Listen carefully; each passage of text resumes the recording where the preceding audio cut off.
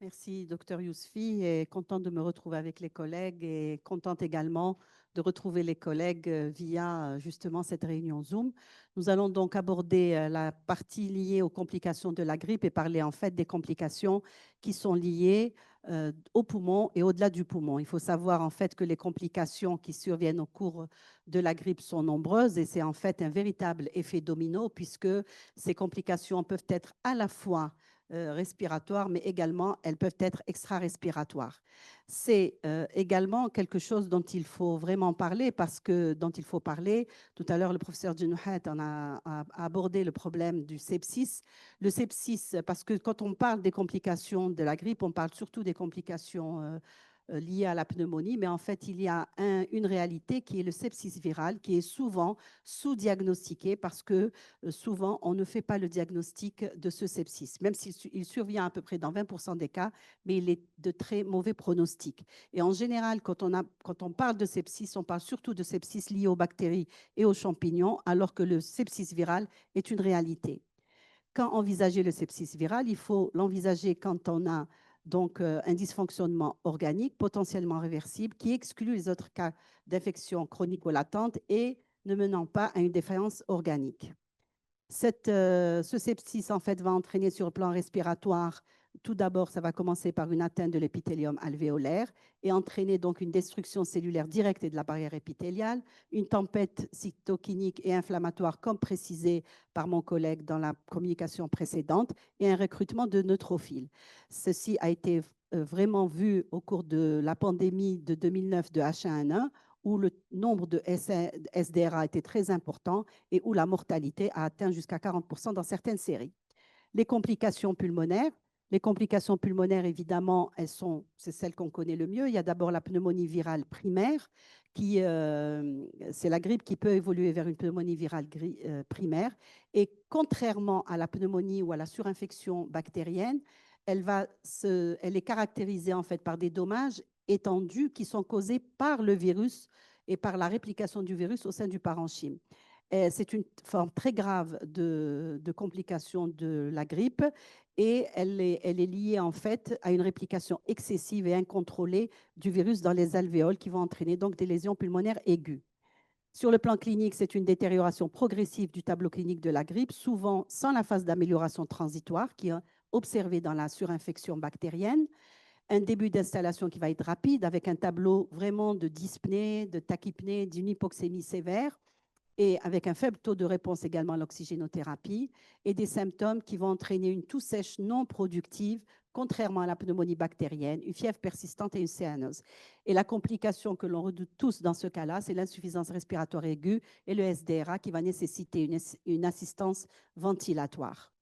Le diagnostic, évidemment, de cette pneumonie, et on peut parler aussi, quand elle est très grave, on parle aussi de grippe maligne, c'est l'autre dénomination qu'on utilise.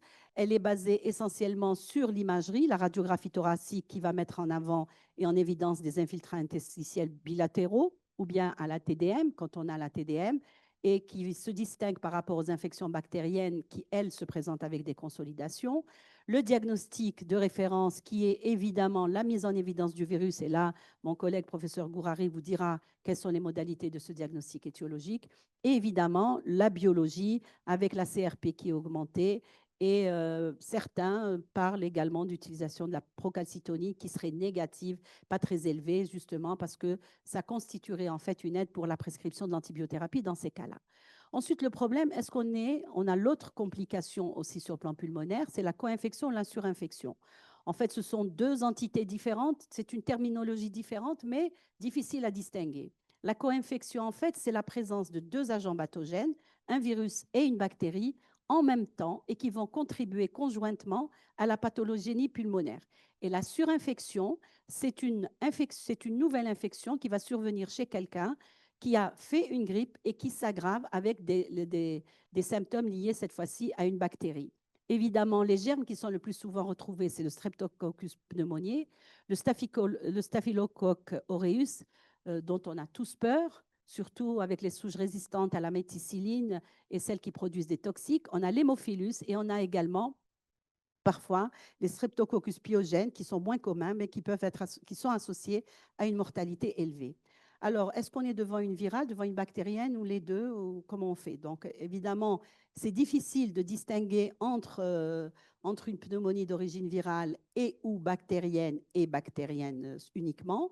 Évidemment, c'est essentiellement le diagnostic microbiologique grâce au prélèvement nasopharyngé qui nous permet de faire ce diagnostic. Et c'est pour ça qu'actuellement, quand on est devant une pneumonie hospitalisée, on recherche, je dirais presque systématique, je pense que mes collègues, surtout qu'on est en période d'épidémie, on recherche la grippe, surtout quand on a la chance d'avoir les batteries multiplex. Et puis, il y a également, c'est intéressant également de diagnostiquer ces formes parce que ça permet également de quantifier l'importance de cette atteinte. La radiographie, je l'ai dit, et l'imagerie, il y a plus d'infiltrat que de condensation. L'hémoculture également et les autres examens bactériologiques permettent également soit d'identifier un germe bactérien quand on est devant une infection, devant une surinfection. Au-delà du poumon, évidemment, on n'a toujours parlé que du poumon, mais il est important de parler que dont on parle beaucoup actuellement, ce sont les dysfonctions cardiovasculaires. On a la cardiomyopathie, la myocardite. Et en fait, ces événements cardiovasculaires ont été signalés en 1932 dans cet article par un auteur. L'auteur est essentiel, c'est un statisticien qui avait remarqué, en fait, qui avait publié justement cet article pour dire que la grippe, ce n'était pas seulement des causes liées à des décès de pneumonie, mais qu'il y avait des complications extra-respiratoires dans les complications cardiaques.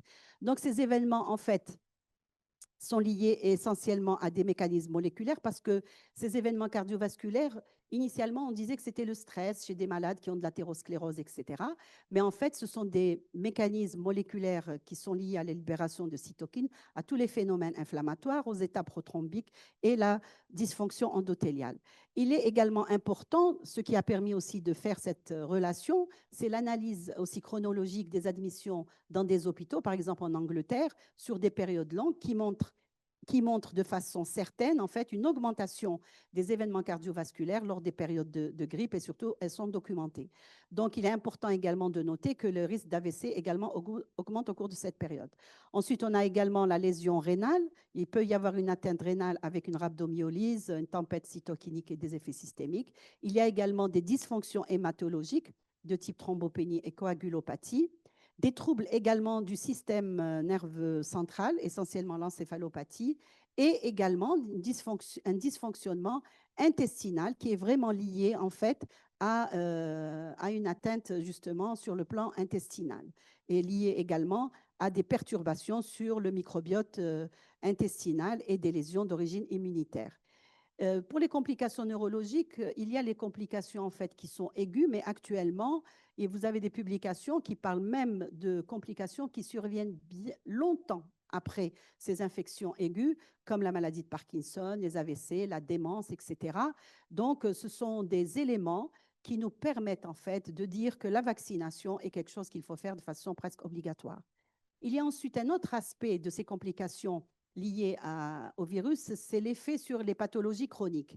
En particulier, je suis pneumo, donc je commence par les maladies pneumologiques, l'asthme et la BPCO. On sait que dans l'asthme et dans la BPCO, il y a des exacerbations qui sont liées en fait à ces virus. Le facteur, c'est un facteur déclenchant.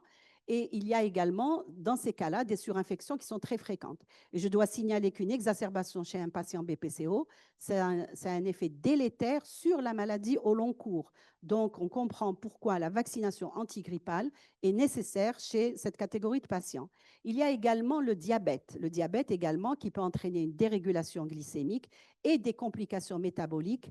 Ça, on le sait, en fait, l'infection et le diabète, c'est un couple maudit. Donc, à chaque fois qu'il y a une infection, le diabète est déséquilibré. Donc, chez les patients diabétiques également, ça justifie également une protection et une vaccination de façon systématique. Le rein, essentiellement et surtout les malades qui sont les insuffisants rénaux chroniques qui sont sous dialyse. Ces patients-là, en fait, chez eux, déjà, il y a une augmentation du risque de grippe sévère. Donc, ce sont des patients qu'il faut prendre avec précaution quand ils consultent pour des infections respiratoires aiguës ou des symptômes aigus. Et il y a également, ça peut entraîner, la grippe peut entraîner des lésions au niveau rénal et entraîner une lésion rénale aiguë. Donc, il y a également un aspect très important, c'est la population des patients atteints de cancer. Chez ces patients-là, donc, il y a une immunosuppression. Donc, ce sont des malades fragiles, immunosuppression liée à la malnutrition, à la chimiothérapie, etc. Il y a également un risque, comme la charge virale est élevée chez ces patients et prolongée, on a un risque de progression vers la pneumonie virale ou la surinfection bactérienne.